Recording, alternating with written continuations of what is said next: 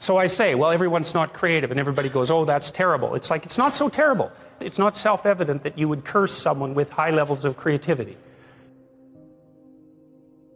You know, you hear very frequently people say things like everyone's creative. It's like, that's wrong, okay? It's wrong. It's just as wrong as saying that everyone's extroverted. First of all, you have to be pretty damn smart to be creative, because otherwise you're just going to get to where other people have already got, and that's not creative by definition. So being fast and being out there at the front of things really makes a difference. And then you also have to have these divergent thinking capabilities, and that's part of your trait structure. And creative people are really different than non-creative people, you know, partly because, for example, they're highly motivated to do creative things and to experience novelty and to chase down aesthetic experiences and to attend movies and to read fiction and to go to museums and to enjoy poetry and to enjoy music that's not conventional music, for example. These aren't trivial differences. And so it's a real misstatement to make the proposition that everyone's creative. It's just simply not the case. It's a matter of wishful thinking. It's like saying that everyone's intelligent. Well, if everyone's intelligent, then the term loses all of its meaning, because any term that you can apply to every member of a category has absolutely no meaning. Now, and you know, the other thing you want to be thinking about here is that don't be thinking that creativity is such a good thing. It's a high-risk, high-return strategy. So if you're creative, you just try this. There's creative people in this room, man. You guys are going to have a hell of a time monetizing your creativity.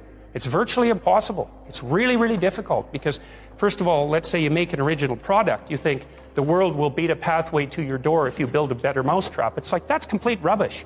It isn't true in the least. If you make a good creative product, you've probably solved about 5% of your problem.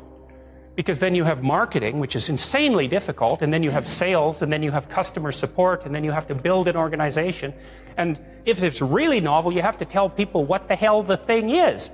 No one knows what that is, and that's a real problem. If you write a book, well, then you have the problem that another million people have also written a book. But if you produce something that's completely new and doesn't have a category, people can't search for it online. How are they going to find it?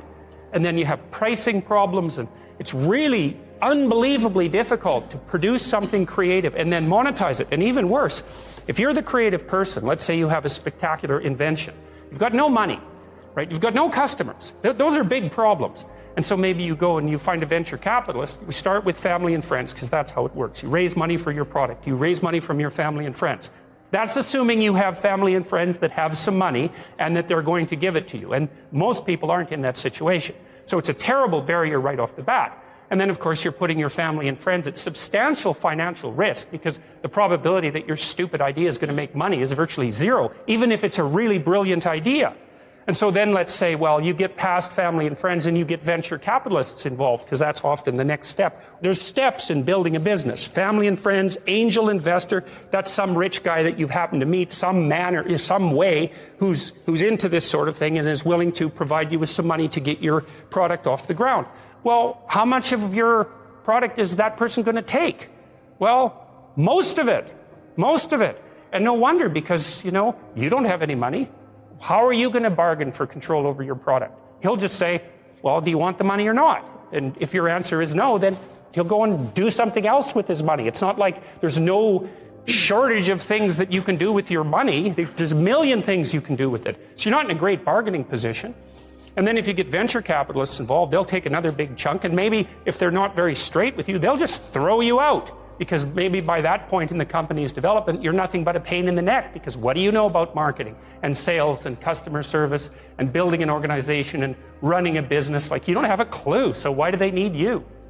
So even if you're successful at generating a new idea and you put it into a business, the probability that you, as the originator of the idea, are going to make some money from it is very, very low.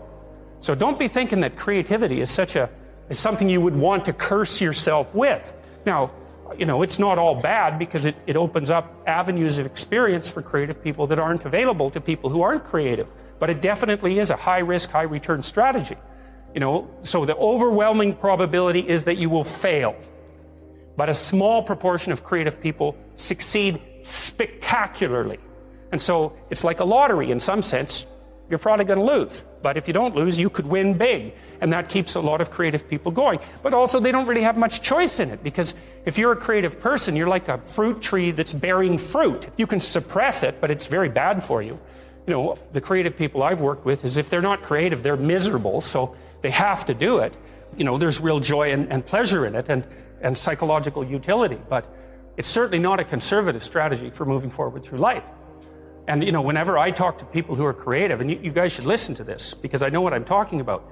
If you happen to be creative, if you're a songwriter or another kind of musician or an artist or any of the other number of things that you might be, find a way to make money and then practice your craft on the side, because you'll starve to death otherwise. Now, for some of you, that won't be true, but it's a tiny minority. Your best bet is to find a job that will keep body and soul together and parse off some time that you can pursue your creative thing, because then, well, as a long-term strategy, a medium to long-term strategy, it's a better one. But it's got incredibly difficult for people, musicians, for example, it's incredibly difficult for new musicians to monetize their craft, even if they're really, really good at it.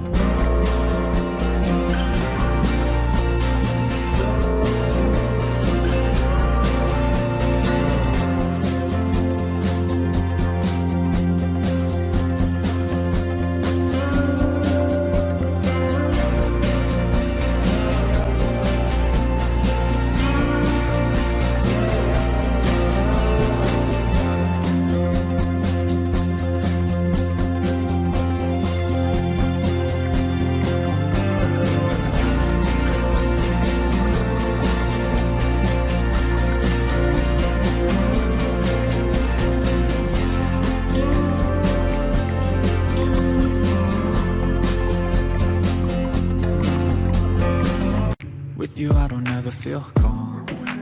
I can feel the sweat inside my palms. Play with me like cats and a string. You don't understand the pain it brings. You don't ever wanna give me wings. You don't ever wanna set me free. You know I'm addicted to you, and it's twisted, you've been gifted with the evil voodoo. Got me coming back for more, even when I've been screwed. Dolls full of pins, pierce my heart straight through. I got issues in my head, I like you in my bed, but you keep me on red. Oh, everything is like a test, I better not text or I'll come off desperate. But if I lay down and I play dead and I stay dead, baby, you'll get sick of being the monster out of my head, under my bed, thinking something out of my nightmares, standing right there. But if I lay down and I play dead and I stay dead, then will you get bored again? So if I play dead, will you regret everything that you did, that you said? I don't think you understand what you're doing, and my heart's black and blue from the bruising. I feel like when I'm with you I'm losing. I feel like you think that this amusing, sitting there gaslighting and confusing. Was it me? Is it me? Am I deluded? I'm the one who's always sorry, the conclusion. Even though I offer all of the solutions, I wish you